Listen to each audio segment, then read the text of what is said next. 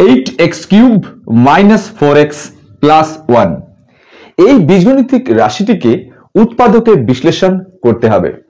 My dear friends, তোমরা লক্ষ্য করো এই অঙ্কটা আমরা কত সহজে করে ফেলতে পারি। আমাদের যে অঙ্কটা রয়েছে সেটা 8x³ প্রথমে, তারপরে -4x, তারপরে +1। এই অঙ্কটাকে আমরা দুটো অংশে ভাগ করে নেব। এমন ভাবে ভাগ করব যাতে করে প্রথম অংশ থেকে একটা টার্ম পাবো এবং শেষ অংশ থেকে ওই একই টার্ম আবার পাবো, এবং আমরা খুব সহজেই কমন নিয়ে অঙ্কটা করে ফেলতে পারবো। দেখো ফ্রেন্ডস, এই অঙ্কটাকে যদি আমরা এরকম লিখি, প্রথমে আমরা একটা সমান চিহ্ন দিয়ে নিলাম। 8x³ প্রথমে ছিল, আমরা 8x³ লিখে ফেললাম। তারপরে এই যে +1 ছিল, ফর্মুলা করার জন্য আমরা -1 নিয়ে নিলাম। দেখো ফ্রেন্ডস, আমরা কিন্তু -1 নিয়েছি, এখানে আছে কত? +1। তারপরে কত আছে? -4x রয়েছে, কিন্তু এখানে তো +1 রয়েছে, আমরা নিয়েছি কত? -1। তাহলে অবশ্যই এখানে একটা +2 করতে হবে। কেন? তার কারণ 2 থেকে যদি 1 বাদ দিই তাহলে 1 হয়। তাহলে আমরা এরকম কেন করলাম? এরকম করার একটাই কারণ যে প্রথম দুটো থেকে যদি আমরা কিছু উৎপাদক বিশ্লেষণ করার চেষ্টা করি তাহলে একটা ফ্যাক্টর পাবো, এবং সেটাই পরের দুটো থেকে আবার পাবো, এবং ওইটা কমন নেব, আমাদের অঙ্ক কিন্তু হয়ে যাবে। এই উদ্দেশ্যে আমরা এই কাণ্ডটা করলাম। দেখো ফ্রেন্ডস, প্রথম দুটো থেকে যদি আমরা একটা ফর্মুলা করার চেষ্টা করি, কি ফর্মুলা? দেখো, সমান দিয়ে নিলাম আমরা আরেকটা। 8x³ ছিল, এটাকে লিখবো 2x তার কিউব। সত্যি তো, 2x³ করলে 8x³ হয়। -1 কে লিখবো 1 এর কিউব।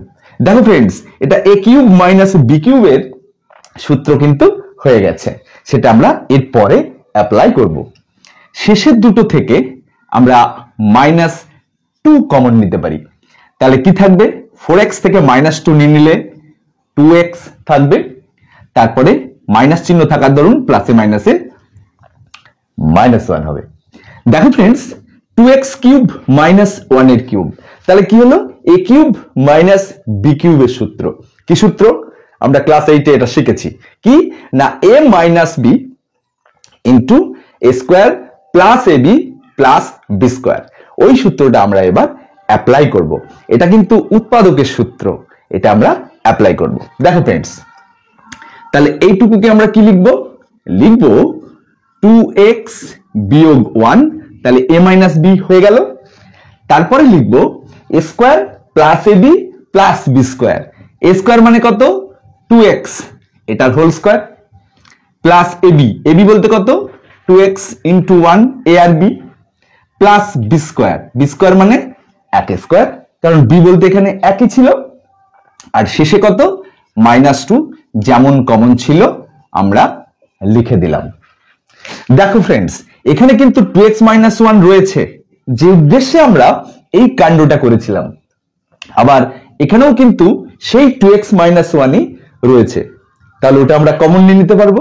তাহলে কমনটা নেব, তাহলে সমান দিয়ে আমরা লিখব 2x - 1 কমন, কারণ এখানেও আছে এইটুকুর মধ্যে, আবার মাইনাস দিয়ে পরের টুকুর মধ্যেও 2x - 1 রয়েছে।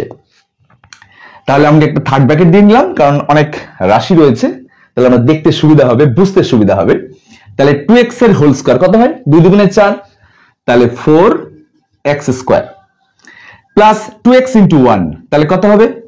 2xই হবে, প্লাস 1², তার মানে 1ই হয়। তাহলে প্রথম পার্টটা আমরা লিখে নিলাম। এবার শেষে কত আছে? 2x - 1 নিয়ে নিলে -2 থাকে, তাহলে সেই -2টা আমরা লিখে থার্ড ব্র্যাকেট ক্লোজ করলাম। তাহলে আমরা কি কমন নিলাম? 2x - 1টা কমন নিলাম। তাহলে আমরা এবার একটু ক্যালকুলেশন করে নিই, অঙ্কটা দেখতে খুব সুন্দর হবে। তারপরের লাইনে আমরা লিখব 2x - 1 ইনটু, এবার আমরা ফার্স্ট ব্র্যাকেট দিই কারণ হিসাবটা আমাদের সহজ হয়ে গেছে। কত? এখানে 4x² আর এখানে 2x করতে 2xই থাকলো, আর -2 + 1, তাহলে -1 হলো। আমাদের অঙ্ক কিন্তু হয়ে গেছে। খেয়াল করো ফ্রেন্ডস, আমরা অঙ্ক কিন্তু করে ফেলেছি already. 2x - 1 into 4x square plus 2x minus 1, এটাই হচ্ছে আমাদের উৎপাদকে বিশ্লেষণ কার না অরিজিনাল যে টার্মটা ছিল 8x cube minus 4x plus 1 এর। এই অঙ্কটা আমরা ভ্যানিশিং মেথডের সাহায্য করতে পারি। ভ্যানিশিং মেথডের একটা ডেডিকেটেড ভিডিও এই চ্যানেলে রয়েছে, তোমরা চ্যানেলে ঢুকে ভিডিওটা অবশ্যই দেখে নেবে। ভ্যানিশিং মেথডেও এই অঙ্কটা কিন্তু করা যায়। আজকের ক্লাসে আমি তোমাদের ভ্যানিশিং মেথডে অঙ্কটা না করে অন্যভাবে করার চেষ্টা করলাম। তোমরা এই ভিডিওটা খুব ভালো করে দেখো, তাহলে এই কিউবিক ফাংশন যেখানে কিউব থাকবে এই জাতীয় অঙ্কের ক্ষেত্রে এই নিয়মে যেগুলো সলভ হয় তোমরা কিন্তু অবশ্যই এই ভিডিওটা দেখবার পর করে ফেলতে পারবে। মাই ডিয়ার ফ্রেন্ডস, এই জাতীয় অঙ্ক তোমরা এই চ্যানেলে ক্রমশ পেতে থাকবে। চ্যানেলটাকে তোমরা কিন্তু অবশ্যই ফলো করো, তাহলে এই জাতীয় অঙ্কের ক্ষেত্রে তোমাদের একটু আধটু সমস্যা বা বেশি সমস্যা সেগুলো একদম ক্লিয়ার হয়ে যাবে। মাই ডিয়ার ফ্রেন্ডস, আজ তাহলে এটুকুই, আবার দেখা হবে নেক্সট কোনো ম্যাথমেটিক্যাল ভিডিওতে।